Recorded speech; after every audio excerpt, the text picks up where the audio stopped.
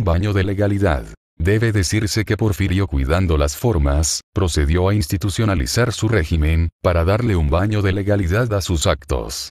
El primer paso para restablecer el orden constitucional fue llamar a elecciones generales, un mes después de la toma de la Ciudad de México, tal como lo ofrecía el Plan de Tuxtepec.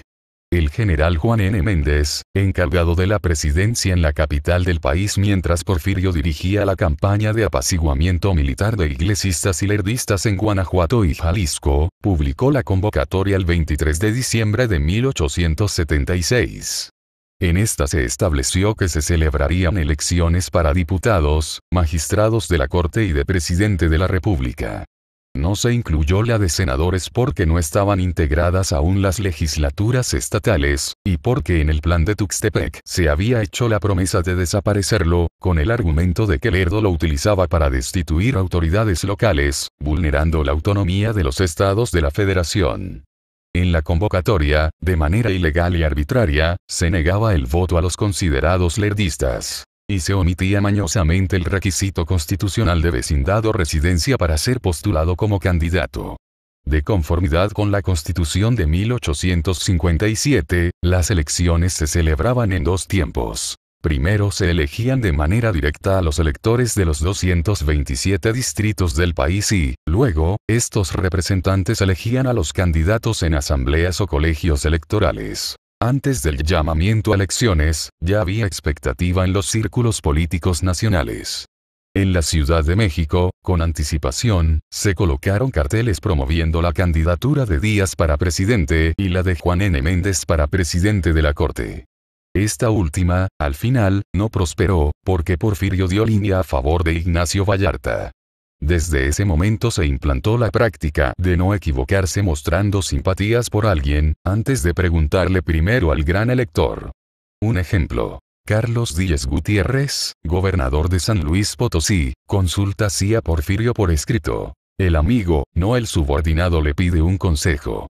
Porfirio se lo da como una opinión privada. El bueno es Vallarta. Y, así, desde Guadalajara va repitiendo la misma instrucción. A Trinidad García de la Cadena, gobernador de Zacatecas, le dice que Méndez se metería en aprietos en la presidencia de la Corte, porque no es tan perito en la ciencia del derecho.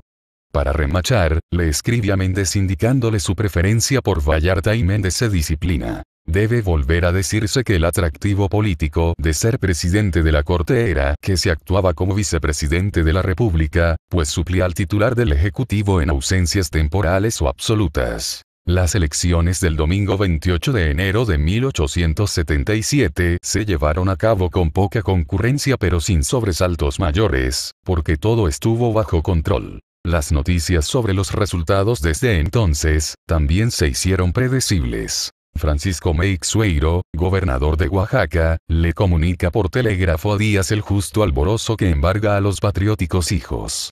En Puebla, salvo un distrito electoral, en el que Cuevas, el candidato conservador, logra 3 electores, los demás se los lleva Porfirio por unanimidad. En el puerto de Veracruz también hay unanimidad por Díaz y Vallarta. La comisión escrutadora calculó que los 227 colegios electorales en que estaba dividido el país daban 17.080 votos de electores. Por consiguiente, la mayoría absoluta exigida por la Constitución era 8.540 votos. Como Porfirio había obtenido 11.475, la había excedido por 2.935. Era él, pues, el elegido. De hecho, logró la unanimidad en 10 estados de la República. Pero, en todo caso, sus contrarios juntos apenas lograron 482 votos electorales. En la elección para la Suprema Corte de Justicia, ganan por mayoría absoluta Ignacio L. Vallarta, como candidato a presidente. Pedro Ogazón y Manuel Alas, a magistrados. Joaquín Ruiz a procurador y Eligión Muñoz a fiscal. En la elección de diputados todo salió de acuerdo a lo previsto. Algunos fueron electos sin hacer campaña ni conocer siquiera sus distritos. Por ejemplo, en 9 de 10 distritos electorales de Hidalgo, por recomendación de Porfirio, se postularon candidatos que no habían nacido en el estado ni tenían residencia. En esa condición estaban Manuel González, Protasio y Cirilo P. Tagle, Pedro Ogazón, Juan Crisóstomo Bonilla, Mariano y Vicente Riva Palacio, Benito Juárez hijo y Francisco Z. Mena. La Constitución establecía 4 años de periodo presidencial. Sin embargo, precisamente por ello, en esa ocasión Porfirio podía permanecer solo hasta el 30 de noviembre de 1880, 154 días menos de lo dispuesto, lo cual dio lugar al comentario salamero del periódico La Patria, de Irineo Paz. Es el primer ejemplo que tenemos en la historia de nuestro país de un hombre que encontrándose omnipotente, que estando cubierto con los laureles del vencedor, que siendo objeto del mayor cariño de la nación, se conforma con ser presidente 3 años, renunciando enseguida, quizás para siempre, a las satisfacciones del mando. Este supuesto desinterés por el placer del mando, es reafirmado por Porfirio el 10 de abril de 1877, en un mensaje en la sesión inaugural de la Cámara de Diputados. Allí plantea que al día siguiente enviará la iniciativa de reforma para prohibir la reelección inmediata del presidente de la República y de los gobernadores de los estados. A partir de entonces repite donde puede su determinación de no reelegirse. El 16 de septiembre de 1879, en su informe al Congreso, aprovecha para referirse a una iniciativa de la legislatura de Morelos, que propuso reformar de nuevo la Constitución y permitir la reelección del presidente de la República.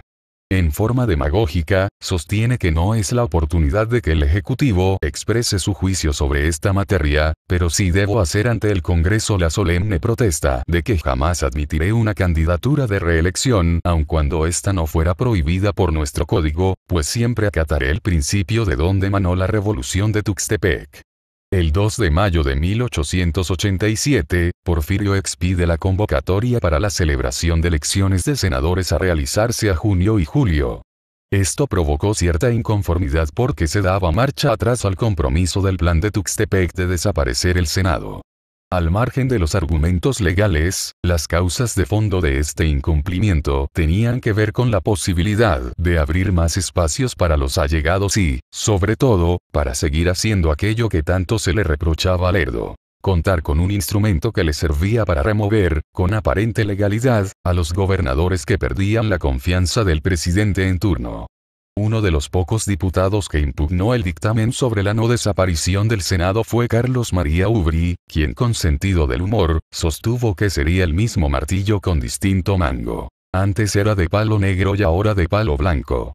En fin, no se suprimió el Senado, hubo elecciones, salieron los de la lista previamente acordada entre Porfirio y los gobernadores, y el 19 de septiembre de 1877, quedó instalado el Congreso con las 2 cámaras. En el acto de instalación, Porfirio expresa su satisfacción porque se ha dado el último paso para restaurar la legalidad en el país, para garantizar el pleno orden constitucional. Y por primera vez, tal como repetirá durante largos años, declara que reina la paz del uno al otro extremo del territorio. Por si fuese poco, afirma que se respetó la libertad de sufragio, lo cual indigna a la prensa liberal independiente. Esto, es una elocuente expresión de todos los abusos, de todos los desmanes que ennegrecen nuestra historia de elecciones populares, y que han hecho de ellas una risible caricatura. La verdad es que las elecciones eran una farsa. Cada vez concurría menos gente a votar y se usaban todas las mañas posibles. En aquel tiempo empiezan a ensayarse las más variadas formas de fraude electoral. En los primeros meses de 1877, antes de las elecciones de regidores de la Ciudad de México, la queja más frecuente fue que la lista de aspirantes había sido confeccionada por el ministro de Gobernación y por el gobernador del Distrito Federal. En las elecciones de gobernadores, ese mismo año, la violación a las constituciones locales fue el distintivo común. Los candidatos no eran oriundos de los estados por los que eran votados. Los interinos eran postulados candidatos y, utilizando a jefes políticos, jueces, administradores de rentas de los ayuntamientos y al ejército, pasaban a ser gobernadores constitucionales. Se llegó a decir como burla que era admirable como el sufragio libre había traído la reelección de tanto gobernador militar. En Morelos, el coronel Carlos Pacheco era gobernador interino y sale de candidato para ser constitucional, a pesar de que el código local prohibía que fueran electos quienes se desempeñaban como jefes de fuerzas militares federales. En este caso, cuando ciudadanos de ese estado preguntan al general Méndez, encargado de la presidencia, si estaba vigente o no esa disposición legal, la respuesta es de lo más ridícula. Debo decir a ustedes que no me creo competente para resolver semejante consulta, pues necesitaría tener conocimientos legales de que por desgracia carezco, y, además, mi posición oficial no me permite interpretar la ley, atribución exclusiva de los tribunales y de los letrados entre los que se cuentan algunos de ustedes, quienes sin duda podrán ilustrar satisfactoriamente este punto. El mismo Juan N. Méndez gana la gubernatura de Puebla con un cómputo que arroja cifras redondas. Él obtiene 92.000 votos. Los otros candidatos, Hermenegildo Carrillo y Carlos Pacheco, reciben 4.000 y 2.000 votos respectivamente, nada de esas minucias de centenas, decenas y unidades. En Guanajuato fue impuesto Francisco Z. Mena. Su elección produjo este comentario burlón. Este señor, a quien nadie votó en Guanajuato para gobernador del estado, acaba de ser declarado gobernador constitucional, y viva el sufragio libre. En Yucatán, el gobernador impuesto por Porfirio, Agustín del Río, quien como gobernador del Distrito Federal ya había mostrado su experiencia en el manejo de contiendas para regidores, le escribe pidiéndole que en vísperas de las elecciones de diputados locales, mande al puerto de Progreso el barco militar Independencia, para darle respetabilidad a las decisiones que tome y para alojar a bordo a los políticos que deben mudar de temperamento días después, le informa del plan que aplicó y del éxito que obtuvo. Fueron llamados los jefes políticos. A cada uno se le dio un pliego cerrado con la lista respectiva. Ese pliego debía ser abierto en las respectivas cabeceras de sus partidos. Aquí en Mérida se guardó absoluta reserva respecto de las listas. Todos los círculos estaban desorientados, preguntando qué haría el gobierno. Nada contestábamos a eso, y el resultado fue que cuando conocieron las candidaturas nuestras, era tarde para que nadie hiciera algo en contra. Se verificaron ayer las elecciones en una paz octaviana y les dimos capote a todos. Hay pruebas suficientes para sostener que, desde el principio del porfiriato, el fraude fue la constante en las elecciones. Cambios de secciones electorales. Instalación ilegal de casillas dentro de casas de simpatizantes. Suplantación de electores, boletas y actas apócrifas. Además, ya desde entonces, la gente le había dejado el asunto al gobierno. Los ciudadanos no se interesaban por ir a votar.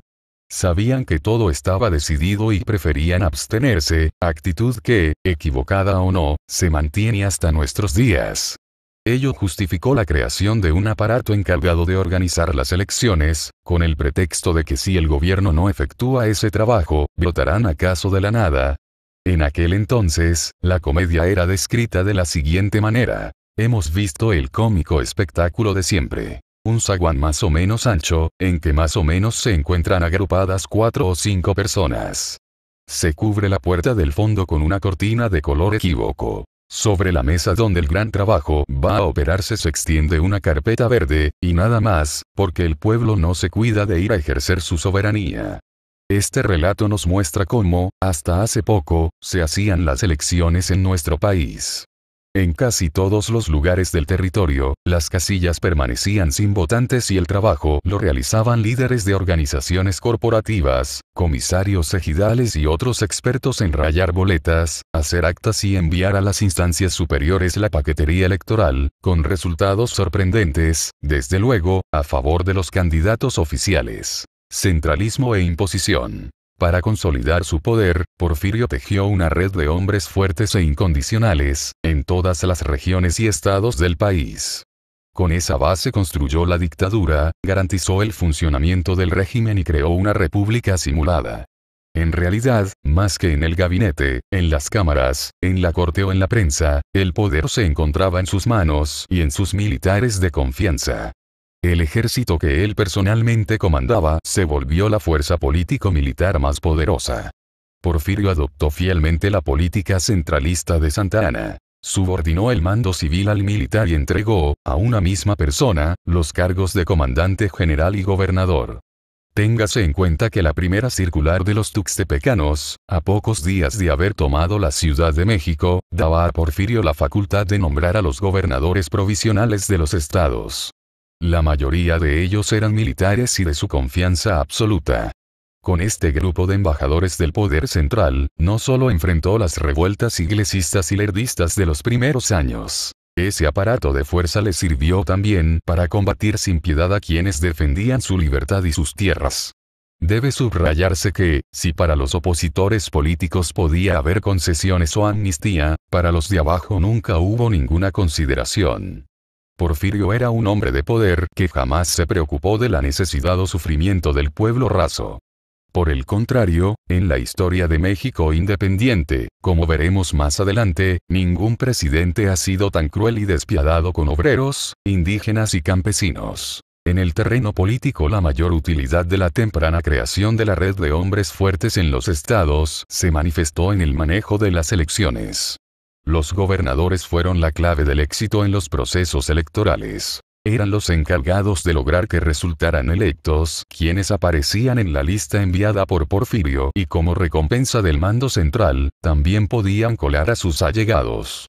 En ese tiempo se inventó la regla no escrita de que tocaba al presidente la designación de diputados federales, senadores, magistrados de la Corte y la postulación del candidato a la presidencia de la República. Por su parte, los gobernadores nombraban a diputados locales, jefes políticos y presidentes municipales.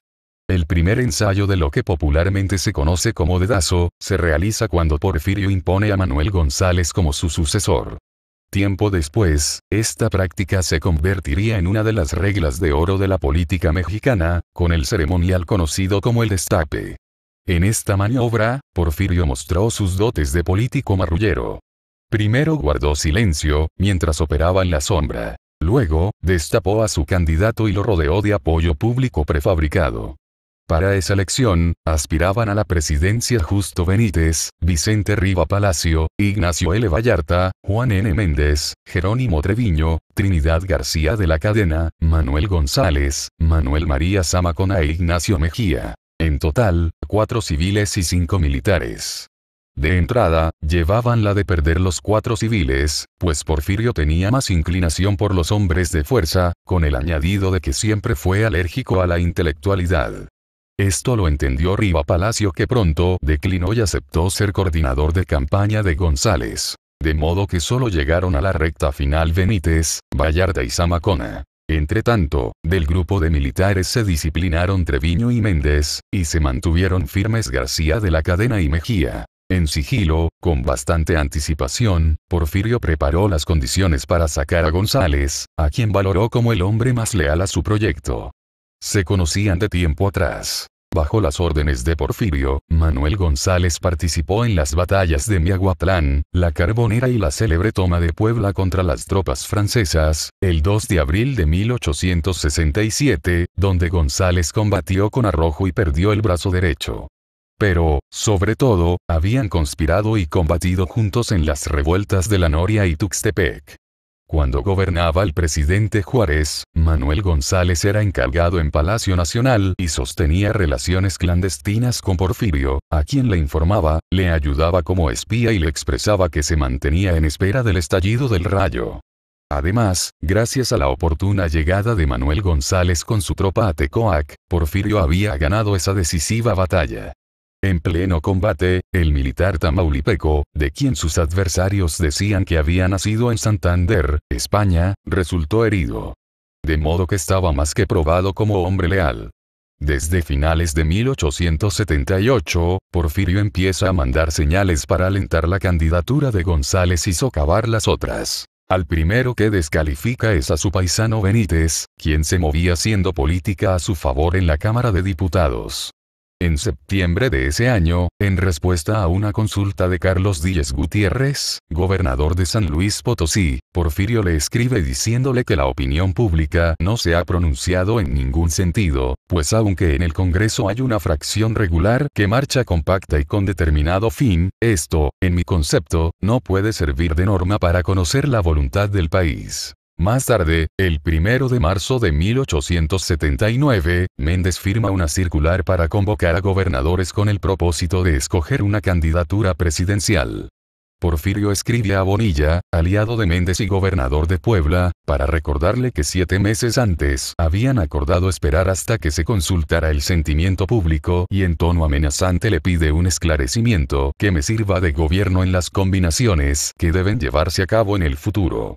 De inmediato Bonilla le responde que tenía la más absoluta confianza en que Porfirio sabría resolver el problema con honradez y patriotismo. Más tarde, Méndez y Bonilla se unieron con la petición de que Porfirio les respetara sus intereses en Puebla. A mediados de 1879, la operación de Porfirio a favor de González estaba en su apogeo. Servando Canales, gobernador de Tamaulipas, le telegrafía para asegurarle que se inclinaba por González y le consulta si debía propagarlo. Porfirio le contesta que un representante personal le llevará las instrucciones conducentes. El gobernador de Michoacán le informa, como si fuera una gran noticia, que el estado entero está por el manco. Antonio Gallón, gobernador y comandante militar de Querétaro, dice que ha hecho sondeos en el estado y todos favorecen a González. Sin embargo, le expresa también que si Porfirio desea que popularice otra candidatura está a las órdenes. Porfirio le contesta que no hay cambios y que siga popularizando más la de Manuel González. Jerónimo Treviño no solo se alinea, sino que sofoca una pequeña rebelión en Durango a favor de García de la Cadena y, pocos días después, el gobernador de ese estado, Juan M. Flores, le asegura a Díaz que hará suyo al candidato que designe, como ya se lo notificó a Treviño. Es más, cuando Porfirio convoca en octubre de 1879, a una reunión privada con gobernadores, el de Campeche considera innecesario asistir porque en repetidas veces le había escrito que se apegaría a lo que él resolviera. Toda esta operación la llevó a cabo Porfirio sin decir en público una sola palabra ni dar ninguna señal, al grado que el 8 de noviembre de 1879, 7 meses antes de la elección, el Monitor republicano, en tono desesperado reclama: no debe ignorar el gobierno que la república entera, que los diversos partidos políticos, están pendientes de su actitud en el negocio de la elección presidencial. Existiendo el triste convencimiento de que no habrá tal libertad de sufragio, todos procuran naturalmente averiguar de qué lado se inclinará la protección oficial, y como aparecen dos candidaturas que no pueden ser favorecidas a la vez, la cuestión queda reducida a aclarar cuál de ellas obtendrá por fin el decidido apoyo del jefe del Ejecutivo.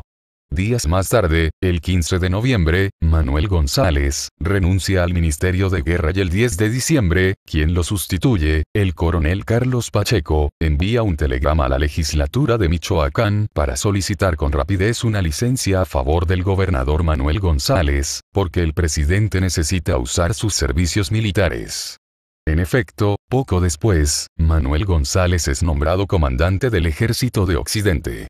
El 23 de diciembre es presentado al pueblo el equipo de campaña de González, integrado por Vicente Riva Palacio, Ramón Fernández, Pedro Baranda, Benigno Arriaga y Pedro Díez Gutiérrez. Para entonces, el plan ya está prácticamente terminado y así lo informan los comandantes militares de todo el país.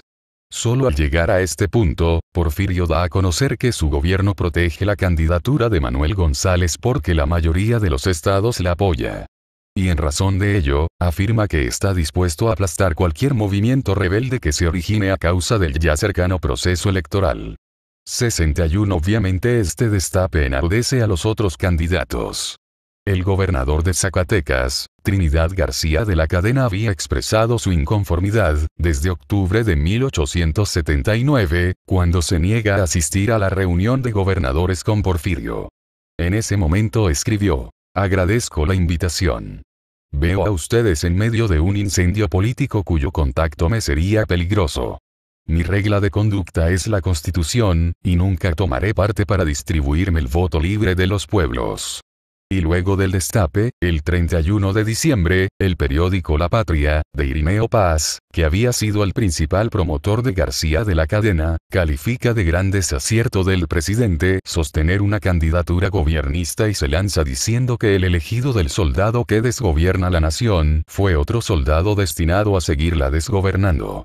Justo Benítez, asesor personal de Porfirio, luego de años de cargar con la culpa de todo lo malo que sucedía, de ser considerado el presidente del presidente y de ser atacado con saña por la prensa que no lo bajaba de presidente negro, rompe su hermético silencio y en tono aclaratorio sostiene que él, el jefe del Ejecutivo, es el solo autor de todos los desaciertos que marcan el periodo de su gobierno, desde las primeras faltas de su gabinete hasta la reciente creación de una candidatura militar. Al calor del descontento, luego del destape se forma un bloque de opositores a González, que se propone reorganizar el Partido Liberal. En este grupo figuran los candidatos Luis L. Vallarta, Ignacio Mejía y Manuel María de Zamacona, así como Genaro Raigosa y el periodista Irineo Paz, en representación de García de la Cadena. Los generales Protasio P. Tagle y José María Condes de la Torre, a nombre de Benítez. Y Manuel Alas, Leonardo López Portillo y Enrique Pasos, de Vallarta. Sin embargo, no pudieron ponerse de acuerdo en definir una candidatura única que enfrentara a la de Manuel González y solo coinciden en evitar por medios legales y pacíficos todas las violencias que se ejerzan contra el libre sufragio. Como era predecible, las elecciones fueron manejadas por los militares. Cuerpos castrenses tomaron León, Silao y Celaya en Guanajuato, en otros estados ocurrió lo mismo. La patria hace el recuento. Cada uno de los mexicanos sabe de memoria que la soberanía de Colima fue hollada, que Aguascalientes fue invadido por un cuerpo de línea, que todas las cabeceras de Jalisco fueron ocupadas militarmente, que en Durango no se hicieron padrones ni se repartieron boletas, que en Michoacán fue espantosa la presión que ejercieron las fuerzas federales, que en todo el oriente se desplegó un lujo inusitado de fuerza. Y concluye. El señor general Díaz, que no conoce lo que son escrúpulos en materia alguna, que no tiene fe ni en los hombres ni en las instituciones, que con un criterio muy pequeño y acostumbrado a la disciplina militar no puede comprender que haya hombres independientes, juzgó que no solo podía, sino que debía intervenir en las elecciones. El dictamen de la elección, según la comisión escrutadora, atribuyó a Manuel González 11.528 votos. A Justo Benítez 1368. A Trinidad García de la Cadena 1075. A Ignacio Mejía 529. A Ignacio Vallarta 165, y a Manuel María Zamacona 76.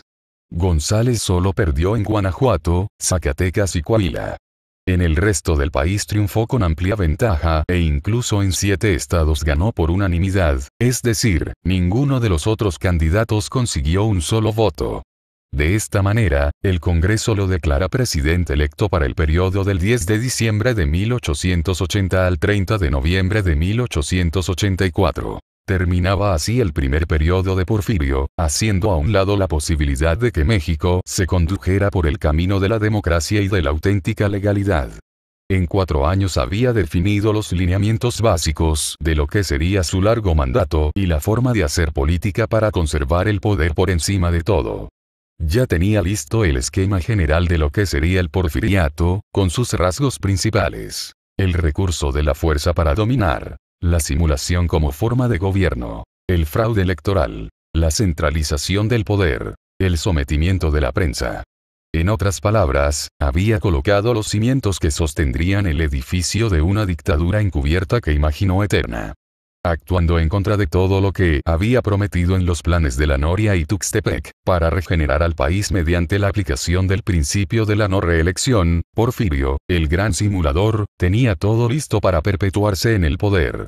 Primero con la imposición de un mandatario a modo y luego con la triquiñuela de la paz y el progreso para justificar 6 reelecciones consecutivas. De 1884 a 1888, de 1888 a 1892, de 1892 a 1896, de 1896 a 1900, de 1900 a 1904 y de 1904 a 1910.